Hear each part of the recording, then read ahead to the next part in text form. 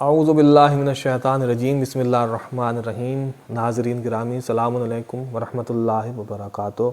آج کا ہمارا مہم اور مبتلا مسئلہ یہ ہے کہ اگر ہمارے ہاتھوں سے قرآن شریف چھوٹ کر زمین پر گر جائے تو پھر اس کا کفارہ کیا ہوتا ہے، ہماری ذمہ داری کیا ہے، ہم کو کیا عمل انجام دینا چاہیے اگر یہ گناہ ہم سے ہو جائے۔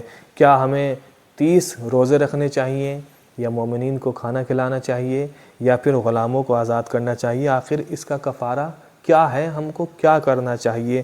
تو ناظرین گرامی، یاد رکھیں کہ قرآن مجید کی حفاظت کرنا، اس کا احترام کرنا ہر انسان پر واجب بھی ہے اور ثواب بھی ہے، ہر انسان پر، کیونکہ یہ قرآن کا مرتبہ ہے کہ اس کی حفاظت کی جائے، اس کا احترام کیا جائے۔ تو یہ احترام قرآن مجید کا کرنا واجب ہے اور ثواب بھی ہے۔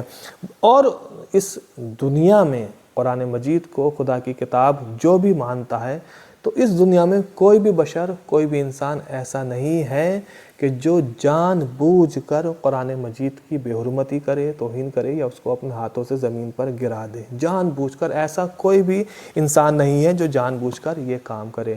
لہٰذا اگر ہمارے ہاتھوں سے بے خیالی میں، انجانے میں، دھوکے سے قرآن چھوٹ کر زمین پر گر جائے تو پھر زیادہ پریشان ہونے کی اور گھبرانے کی بات نہیں ہے، اس لیے کہ اس چیز کا کوئی کفارہ نہیں ہے۔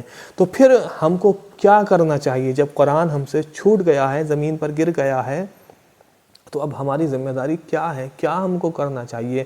تو گھبرانے کی بات نہیں ہے۔ اگر قرآن زمین پر گر گیا ہے تو ہم کو اس کو اٹھانا ہے، اس کو چومنا ہے، اس کو احترام کی خاطر بوسے لینا ہے، اور بوسے لینے کے بعد پھر ہم کو اس قرآن کی تلاوت کرنی ہے۔ یہی قرآن مجید کا حقیقی کفارہ ہے۔ اگر قرآن زمین پر گر جائے تو اس کو اٹھائیں، چومیں اور اس کا تلاوت کریں، قرآن مجید کی تلاوت کریں۔ اس لیے کہ اگر قرآن مجید زمین پر گر جائے تو خدا سے شکایت نہیں کرے گا، لیکن اگر ہم نے اس کو اٹھا کر اس کی تلاوت نہیں کی، ہم نے اس قرآن کو نہیں پڑھا، تو وہ قرآن ضرور شکایت کرے گا۔ لہٰذا قرآن مجید اگر زمین پر گر جائے تو اس کا کفارہ یہی ہے کہ اس کو اٹھا کر چومیں اور پھر اس کی تلاوت کریں۔ وآخر دعوانا الحمد للہ رب العالمین۔